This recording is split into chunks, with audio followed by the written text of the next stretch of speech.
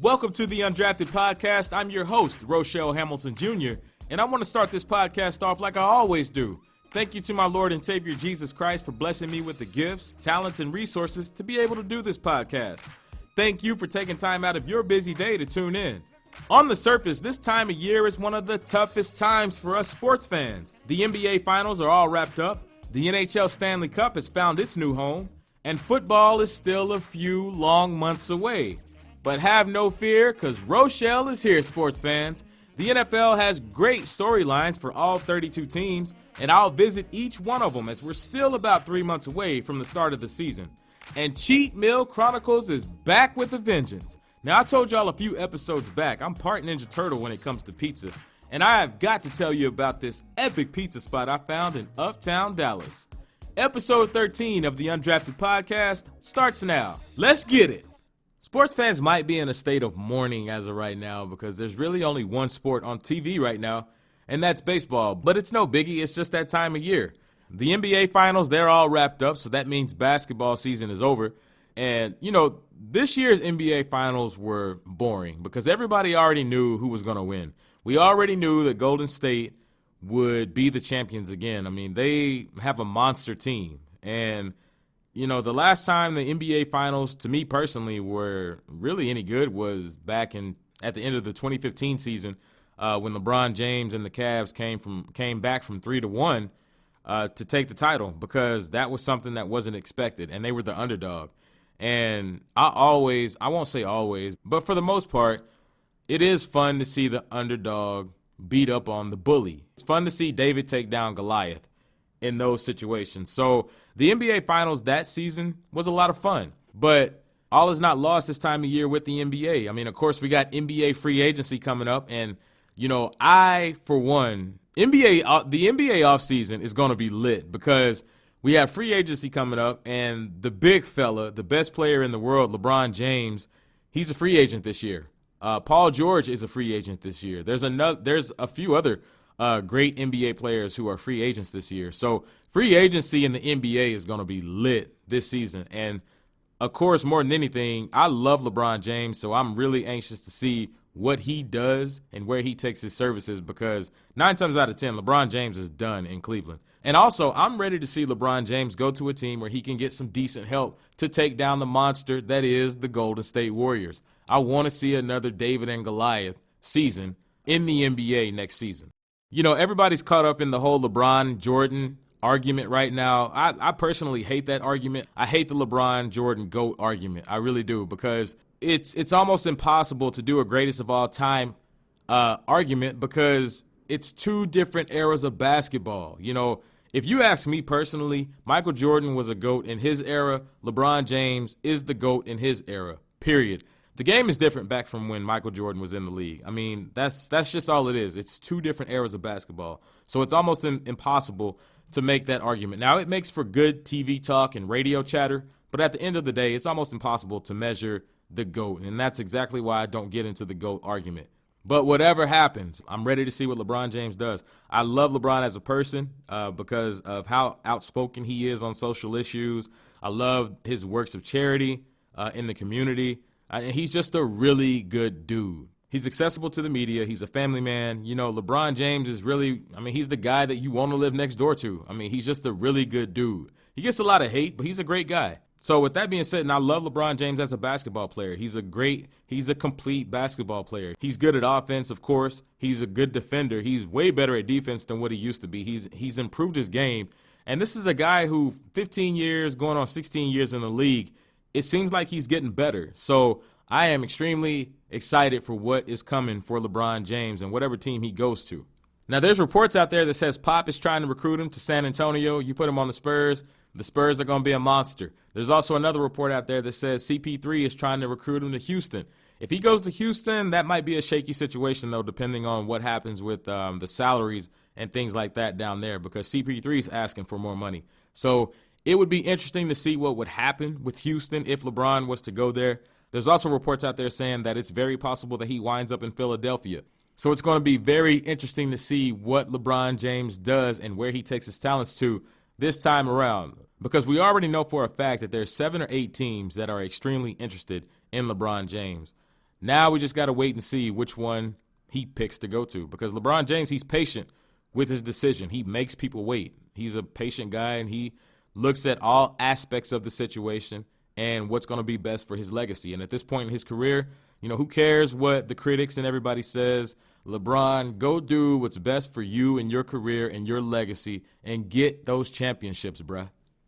Anyway, football is still a few months away. Training camp starts at the end of next month, but that's just the tease before the tease, that is the preseason. Hockey just wrapped up as well. The Washington Capitals, they take home their first Stanley Cup in their 43 years of existence, so congratulations to them. Now, I'm not a huge hockey fan, mostly because I don't understand the sport, but also, how in the world do these dudes follow the puck around?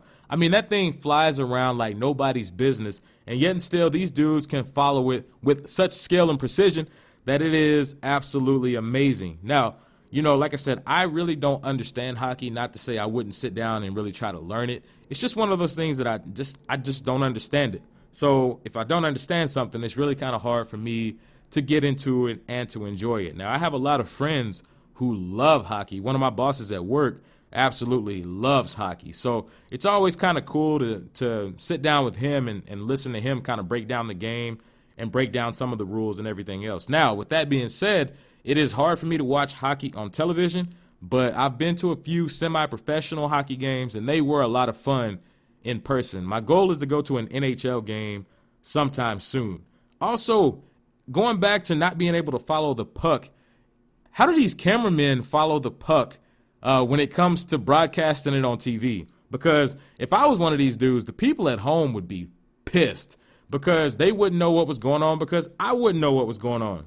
Now, that leaves us with baseball. Baseball, I just really came to truly appreciate baseball as a sport within the last 10 years or so. Like, I played softball in middle school, but softball, it's, even though it's a lot like baseball, it's not actually baseball.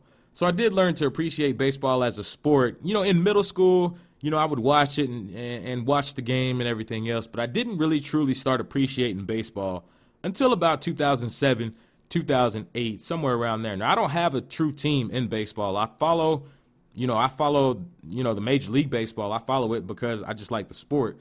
Now, of course, I do pull for the Texas Rangers and the Houston Astros because I'm a Texas boy. So, of course, I want to see the two Texas teams do well. The Houston Astros, what they did last season was amazing. That pitching rotation that the Astros had last season was fire. The pitching rotation that they have this season so far is fire. So hopefully the Astros can repeat as Major League champions in 2018. But for football fans, though, this time of year, even though it's not a whole lot going on, this time of year does give us a chance to catch up on some storylines for each NFL team. So I think what I'm going to do is over the next 8 weeks, I think I'm going to look at storylines from each team and go division by division. Now, we could get into the NFL's anthem policy, but that's another story for another day because that topic in and of itself is an extremely hot one.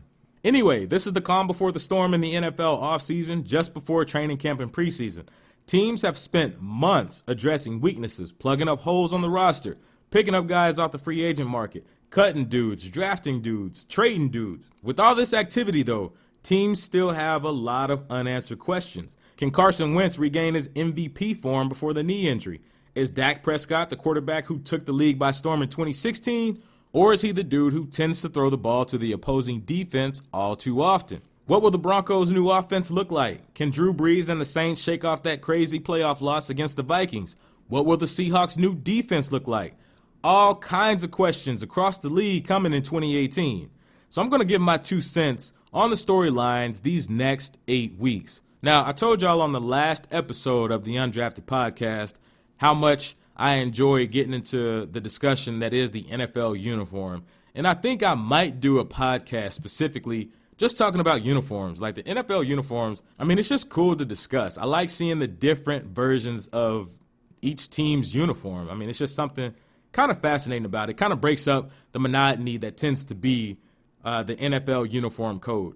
Speaking of uniforms, the Broncos will wear their Color Rush uniforms Week 12 at home against the Steelers. Now, like I said on the last episode as well, I love the Color Rush concept. It's something different. It breaks up the monotony of the uniforms in the long NFL season. Now, this is the first time the Broncos have worn their Color Rush matchup at home. They've worn them on the road the last 2 years. They wore them in San Diego in 2016 and in Indianapolis last year. 2018 is the first year NFL teams will be able to wear the Color Rush uniform during any game of their choosing. Of course, Color Rush was previously reserved specifically for Thursday Night Football. The Broncos will wear their blue alternate jerseys on 2 occasions in 2018.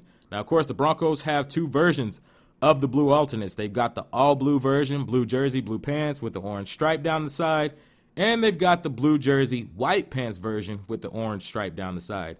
They'll sport these uniforms Week 4 at home against the Chiefs and Week 15 against the Browns. The first division we'll look at is probably the most boring division in the National Football League, the AFC East. And the only reason why I say boring is because the New England Patriots have dominated that division basically since Tom Brady and Bill Belichick teamed up way back in the 2001 season when Tom Brady stepped in for an injured Drew Bledsoe, led the Patriots to a Super Bowl victory over the St. Louis Rams, and the rest is history. First squad up in the AFC East is the Buffalo Bills. The Buffalo Bills went 9-7 last year. The biggest question I have about the Buffalo Bills is, was the 2017 playoff appearance a fluke, or is this a sign of things to come for the Bills?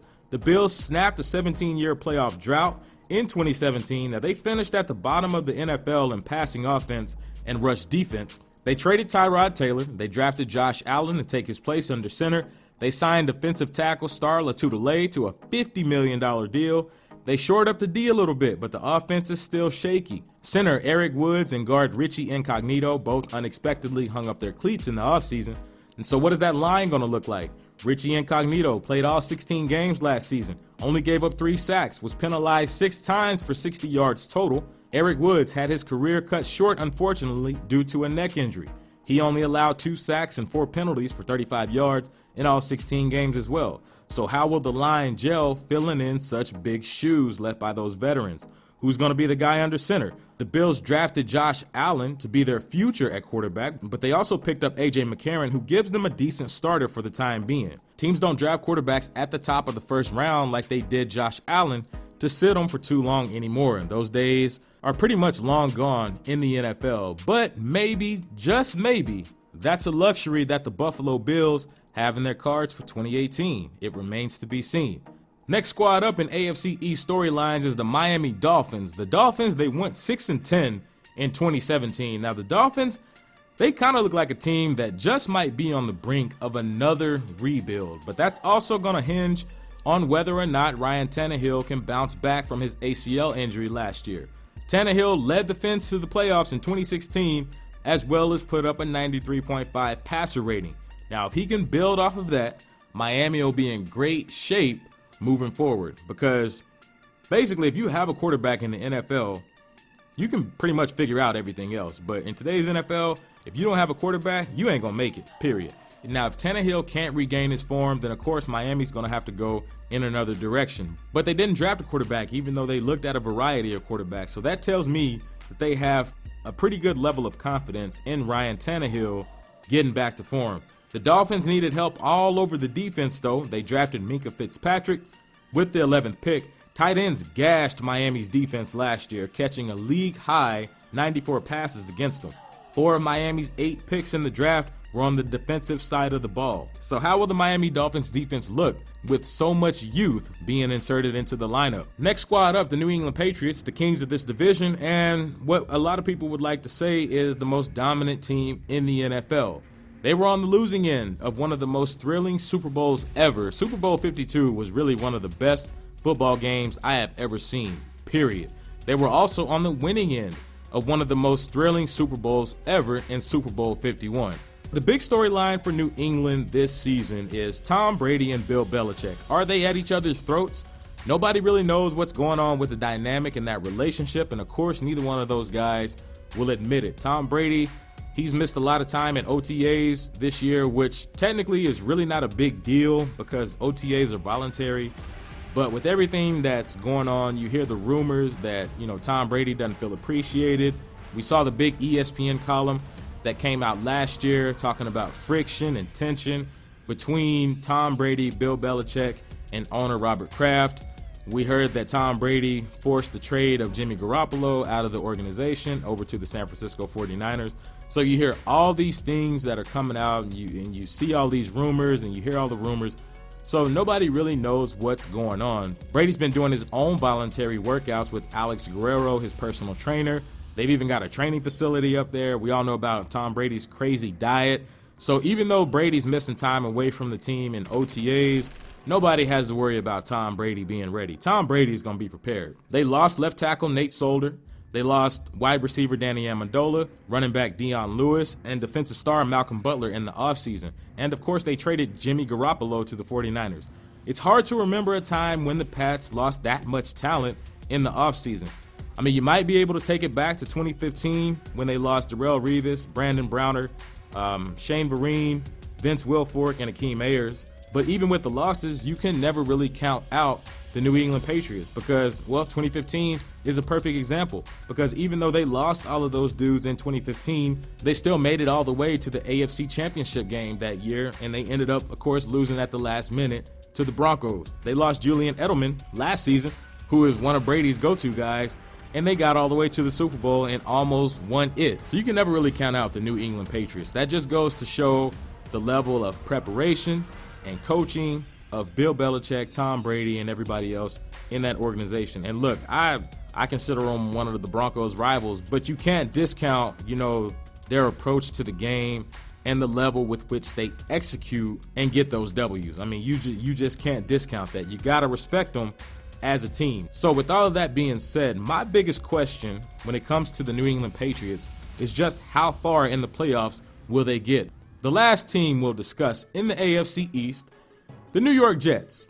And the Jets, the Jets are kind of a tricky situation because on the surface, they really don't look like a team that you really expect much from. They really don't look like they have a lot of storylines, but they've got a few. They went 5-11 last season. The biggest question for the Jets, though, is how will Sam Darnold develop? They got Josh McCown as well, so him and Sam Darnold, those two guys, they'll battle it out for the starting quarterback position. They've also got Teddy Bridgewater, but, as much as I like Teddy Bridgewater and as much as I believe in his ability, realistically, you got to know that it's just going to be a competition between Sam Darnold and Josh McCown to see who starts at quarterback for the Jets in 2018. Teddy Bridgewater's biggest hurdle now is just basically proving that he's recovered from that freak knee injury that he suffered back in 2016. So if his knee holds up and Teddy Bridgewater actually pans out, the question becomes, what will the Jets do with him? Will they keep him as a starter? Because Teddy Bridgewater's a baller. Will they keep him as a starter or, a short-term starter? Or will they have a valuable trade piece that they can trade to a quarterback-needy team and get something for him? In that situation, if Teddy Bridgewater heals up, if Teddy Bridgewater comes back and regains his 2015 form, the New York Jets, whatever they decide to do with him, they'll have a valuable piece there. They signed Tremaine Johnson in the offseason, who was their biggest offseason signing. The ball-hawking DB that came over from the Rams. We'll see if he can bolster their secondary the way they hope he can. What will their running game look like? They ranked 26th in the NFL in rushing last season. They ranked 31st on third and fourth down conversion attempts of 2 yards or less. They signed Isaiah Crowell to a 3-year deal in March. Now, he comes in with a chip on his shoulder because he felt discouraged and basically underutilized with his role in Cleveland. So they got him from the Browns. Both him and Bilal Powell, they'll lead the pack there in the Jets running back rotation. The Jets wide receiver room is a crowded one. Terrell Pryor, he joins Robbie Anderson, Jermaine Kearse, Chad Hansen, Ardarius Stewart, and Quincy Enunwa. Enunwa missed all of 2017 with a neck injury, so he's going to come in with some fire and some flame to get back on the field. The Jets have big plans for Enunwa in their passing game for 2018. What will he look like after not seeing any rigorous football activity since last July? They got a lot of unanswered questions for the new look New York Jets. All right, so we're going to switch gears completely at the Undrafted Podcast. Cheat Meal Chronicles is up. Now, I haven't done Cheat Meal Chronicles in, gosh, it seems like a lifetime that I've done a Cheat Meal Chronicle. And, I love a good cheat meal. So, this is probably probably my favorite segment because I'm a foodie. I'm just going to be honest. I am a foodie. And, you know, this episode, the cheat meal of this episode is going to focus on pizza. And, you know, I say this all the time, like I'm part Ninja Turtle when it comes to pizza. Like I absolutely love pizza. Now it's hard for me to say pizza is my favorite food because I love so many different types of food. So I don't think I could ever really say I have a favorite food. I have a lot of foods that I favorite though. Now that I will be honest with you about. But the place we hit up is called Grimaldi's, and they've got several locations around the DFW area. They've got 12 around the Dallas area. Grimaldi's is lit, like lit. And this meal was lit. I've got pics of this cheat meal on the Undrafted Podcast, Instagram, and Twitter pages. On Instagram, you can see them at the Undrafted Podcast. On Twitter, at the Undrafted Pod. Grimaldi's is coal-fired brick oven pizza. And yes, it is as good as it sounds. It's New York-style pizza, so you know they've got the big slices that can fill up a plate. Now, I've never been to New York or Chicago, although they are on my list because I do love to travel, so I will hit up both of these cities. But although I've never been to either one of them, up until this point in my life, this is seriously the best pizza I have ever had.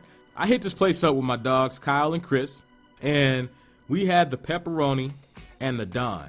Man, let me tell you, whew, these pizzas were, yeah, it was fire. Now, the pepperoni, these were like true pepperonis. I mean, the pepperoni pizza is just a classic at any pizza place you go to. These pepperonis, they weren't like the big sliced pepperonis that you see at some of the chain pizza places, at some of the chain fast food pizza places, you know, like Pizza Hut and Domino's. These were like these tiny, little bitty pepperonis. Either way, they tasted like pepperonis. I mean, it was good. Now, the Don, that pizza right there, yeah, the Don is what that is. The Don has Italian sausage, meatballs, and pepperoni. Now, we added spicy chicken sausage onto it, and let me tell you, man, that pizza tasted like God reached down, touched it, and blessed it. And man, when that pizza hit my mouth, I'm telling you, it's like little angels dancing on your tongue. Ah, man, it was good. Now, there's small salads, I say small, quote unquote, at this place. They're actually, they can pretty much pass for mediums everywhere else because the salads here are huge. Man, it's like the bowls that they serve them in, they're like 2 or 3 inches deep. You know, it's an Italian-style eatery, so you know Italian-style eateries, man, like they know how to do it, man. They know how to eat. I mean, those salads are huge. Now, the salads, they come with like baby spinach, a lot of greens, onions, peppers, and I think you can get olives in there as well. But we didn't get olives because my homeboy Kyle, he doesn't like olives. So we didn't get them. And we tried them. It's this vinaigrette that they have. I can't even remember the name of it. But we had a vinaigrette dressing on it. And the salad was really good, but I didn't eat a whole lot of it because I was saving room for the pizza. Anyway, dessert. Man, dessert.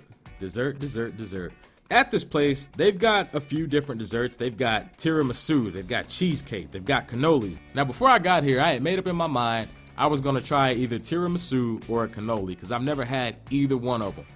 But when I was looking on the menu, I saw that they had cheesecake. And, you know, cheesecake is cool. Like, I love cheesecake now. I don't like cheesecake as much as I like chocolate cake, but it's up there because I love cheesecake. If I had to put a list, I would have to put maybe like, you know, chocolate cake number 1, pecan pie maybe like 1.3, and then you got cheesecake at like 1.4. I mean, they all right there bunched up together. I told y'all, I just like to eat. Anyway, I went up there with my mind made up that I was going to try either tiramisu or a cannoli because I had never had them before. And everything completely changed when I saw on the menu that they had an Oreo cheesecake. Yes, you heard me right. An Oreo cheesecake. Ah, man.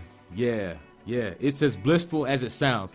It's New York style cheesecake with Oreo cookies crumbled up inside of it and on the top and on the sides of it, and it's all on an Oreo cookie crust. Woo! Yes. Man, look, go hit this place up. Trust me, you will not be disappointed. Go hit up Grimaldi's, I'm telling you.